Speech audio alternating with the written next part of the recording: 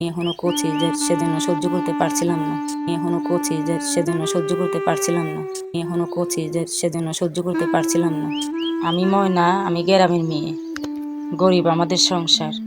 আমরা চলতে ফিরতে পারি না। আমরা 5 বোন 2 ভাই। একবার খাইলে আর একবার খাইতে পারি না। বাবা প্রতিবন্ধী, কাজ কাম করতে পারে না। মা অসুস্থ গেলের মা। আপনারা যদি দেখতেন তা আপনাদের চোখ দিয়ে পানি আসতো। কইছে কালকে ধরে ছাগল ছাড়তাম না। বললো যে তোর দেখাই ছাগল কতটুকু খেতে ফেলাইছে। এইগুলো সে আমাকে তার ক্ষেতের পাশে নিয়ে গেল। ক্ষেতের পাশে নিয়ে আমাকে দেখালো যে তোর ছাগল আমার পুরা ক্ষেত খেয়ে নিছে। এখন তুই কি করবে আমাকে এটা বললো। আমাকে বললো যে জরিপানা দিতে হবে, আর নাহলে কি করবা সেটা আমাকে বলো। আজকে তোমাকে আর ছাড়ছি না, এটা আমাকে বললো। আমি একটা যুবতী মেয়ে, এই অবস্থা এখন আমার কি হয় আপনারা তো বুঝেনি। ছেলেটাও যুবক। এখন আমি ভয়ে থরথর করে কাঁপতেছি। তার যে আমি টাকা দিয়ে 2 টাকা দিয়ে কি করব সে সমতুল্য আমার নাই। এখন আমার ছাগলগুনি যদি উনি না দেয় তাতে আমি সব শেষ হয়ে যাবে। গরিব মানুষ, আমাদের না খেয়ে মরতে হবে। এখন যদি ছাগল না দেয় তাই আমি বাড়িতে যেয়ে উঠতে পারবো না। আব্বা আম্মাকে অনেকভাবে গালাগালি করবে। তাই বলে আমি তো এখন খুব সমস্যার মধ্যে পড়ে গেছি। এখন যে আমি কি করব আমার মাথায় ধরতেছে না। ছেলেটার যে অবস্থা, আমাকে মনে আজকে কিছু করেই ছাড়বো। সে আমাকে টানতে টানতে তার ভুট্টা ক্ষেতের পাশে নিয়ে গেল। ভুট্টা ক্ষেতের পাশে নিয়ে সে আমাকে বসালো, ভিতরে নিয়ে বসালো। ভুট্টা ক্ষেত এখন বড় হয়েছে, আশেপাশে কিছু দেখা যাচ্ছে না। সে আমাকে তার পাশে নিয়ে বসলো। সে আমাকে জোরাজুরি করলো।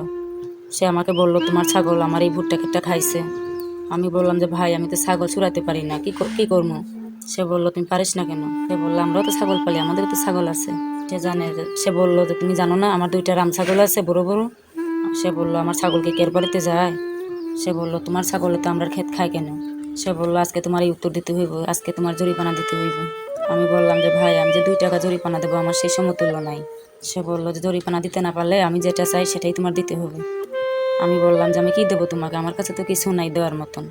সে বলল তোমার কাছে তো আছে, আমাকে দেওয়ার মতন অনেক কিছু আছে। কি বলবো আমার দুঃখের কথা। এমন সংসার মনে হয় এই দুনিয়াতে নাই যে সংসার আমার আছে। ভাই বোনদের নিয়ে খুবই কষ্টে আছি। ভাই বোনদের নিয়ে একবার খাওয়াইলে 2বার খাওয়াইতে পাই না, মাও কিছু আনতে পারে না। কি অবস্থা। গেলের বাবা প্রতিবন্ধী। এইদিকে বিয়ার বয়স বিয়া হইতেছে না। আমারও তো মন চায় অন্য অন্য মেয়েদের মতন আমারও বিয়ে হোক, আমিও স্বামীর সংসার করব, শ্বশুর শাশুড়ি নিয়ে থাকবো। সেই সুখ মনে হয় আমার কপালে নাই। আল্লাহ তালা কেন আমাকে এইভাবে দুনিয়া পাঠাইছিল। আমি কি পাপ করেছিলাম যে আল্লাহ আমাকে গরিব করে দুনিয়া পাঠাইছে। রাত্রে শুয়ে শুয়ে আমার চোখ দিয়ে শুধু পানি ঝরে, কষ্টে আমার বুকটা ফেটে যায়। তারপরেও তো আমি সংসারের বড় মেয়ে। আমি যদি ভেঙে পড়ি আমার সংসারীটা খুব ভেঙে পড়ে যাবে। এর জন্য আমি হাঁস মুরগি ছাগল এটি পালি। সবচেয়ে বেশি লাভ হয় ছাগলেই। অন্য অন্য ক্ষেতে আমি নিয়ে ছাগল চড়াই। মোটামুটি আমার 20-50টা ছাগল আছে। এই ছাগল থেকে আমার যা ইনকাম হয়, এই ছাগল থেকেই আমি ইনকাম করে আমার সংসারটা চালাচ্ছি। একদিন আমার জীবনে একটা বড় ধরনের ঘটনা ঘটলো। এই ঘটনাটাই আমি আপনাদের কাছে শেয়ার করব। এই ঘটনাটা আপনাদের কাছে না বললে আমি মনে শান্তি পাবো না। ছাগল নিয়ে গেলাম আমি বাগানের দিকে। স্বাভাবিকভাবে ছাগল পালতে গেলে তো যেতেই হয়। ছাগলের যে স্বভাব আপনারা তো জানেনই, একদিকে টানলে আরেকদিকে যায়। 50টা ছাগল কন্ট্রোল করতে করতে আমার 12টা বাজে যায়। ছোট ভাই বোনেরা তারা অত কথা শুনে না, তারা অত বেশি চাপও দিতে পারি না, কারণ তাদের এখন খেলার বয়স। আমি দায়িত্ব নিয়ে ছাগল কুণ্ডে ঘাস খাওয়াই, মাঠে নিয়ে যাই। মোটামুটি ছাগলের পিছনেই আমার দিন কেটে যায়। এভাবে ছাগল নিয়ে আমার দিন ভালোই কাটতেছিল।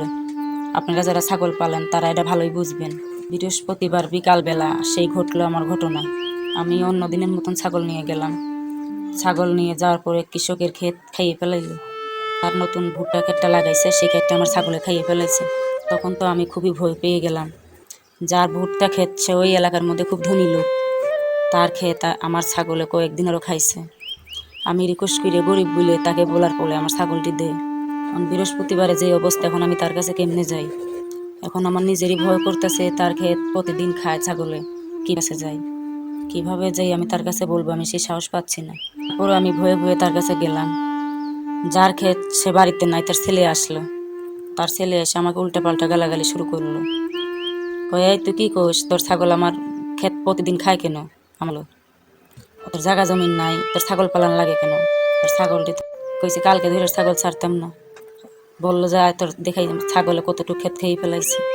এই বলে সে আমাকে তার ক্ষেতের পাশে নিয়ে গেল। ক্ষেতের পাশে নিয়ে যে আমাকে দেখালো যে তোর ছাগল আমার পুরা ক্ষেত খেয়ে নিছে, এখন তুই কি করবে আমাকে এটা বললো। আমাকে বললো যে জরিপানা দিতে হবে, আর নাহলে কি করবা সেটা আমাকে বলো। আজকে তোমাকে আর ছাড়ছি না, এটা আমাকে বলল। আমি একটা যুবতী মেয়ে, এই অবস্থা এখন আমার কি হয় আপনারা তো বুঝেনি। ছেলেটাও যুবক, এখন আমি ভয়ে থরথর করে কাঁপতেছি। তার যে আমি টাকা দিয়ে 2 টাকা দিয়ে ই করবো সে সমতুল্য আমার নাই। এখন আমার ছাগলগুনি যদি উনি না দেয় তাতে আমি সব শেষ হয়ে যাবে, গরিব মানুষ, আমাদের না খেয়ে মরতে হবে। এখন যদি ছাগল না দেয় তো আমি বাড়িতে যেয়ে উঠতে পারবো না, আব্বা আম্মাকে অনেকভাবে গালাগালি করবে। তাই বলে আমি তো এখন খুব সমস্যার মধ্যে পড়ে গেছি। এখন যে আমি কি করব আমার মাথায় ধরতেছে না। ছেলেটার যে অবস্থা, আমাকে মনে আজকে কিছু করেই ছাড়বো। সে আমাকে টানতে টানতে তার ভুট্টা ক্ষেতের পাশে নিয়ে গেল। ভুট্টা ক্ষেতের পাশে নিয়ে এসে আমাকে বসালো, ভিতরে নিয়ে বসালো। ভুট্টা ক্ষেত এখন বড় হয়েছে, আশেপাশে কিছু দেখা যাচ্ছে না। সে আমাকে তার পাশে নিয়ে বসলো, সে আমাকে জোরাজুরি করলো। সে আমাকে বলল, তোমার ছাগল আমার এই ভুট্টা ক্ষেতটা খাইছে। আমি বললাম যে ভাই আমি তো ছাগল চুরাতে পারি না, কি করবো। সে বলল, তুমি পারিস না কেন? সে বললো, আমরাও তো ছাগল পালি, আমাদেরও তো ছাগল আছে। সে জানে সে বললো যে তুমি জানো না আমার 2টা রাম ছাগল আছে বড় বড়। সে বললো, আমার ছাগল কি কের বাড়িতে যায়? সে বললো, তোমার ছাগলে তো আমরা ক্ষেত খাই কেন? সে বললো, আজকে তোমার এই উত্তর দিতে হইব, আজকে তোমার জরিপানা দিতে হইব। আমি বললাম যে ভাই আমি যে 2 টাকা জরিপানা দেবো আমার সেই সমতুল্য নাই। সে বললো যে জরিপানা দিতে না পারলে আমি যেটা চাই সেটাই তোমার দিতে হবে। আমি বললাম যে আমি কি দেবো তোমাকে, আমার কাছে তো কিছু নাই দেওয়ার মতন। সে বললো, তোমার কাছে তো আছে, আমাকে দেওয়ার মতন অনেক কিছু আছে। সে বললো, আজকে তোমার দিতেই হবে।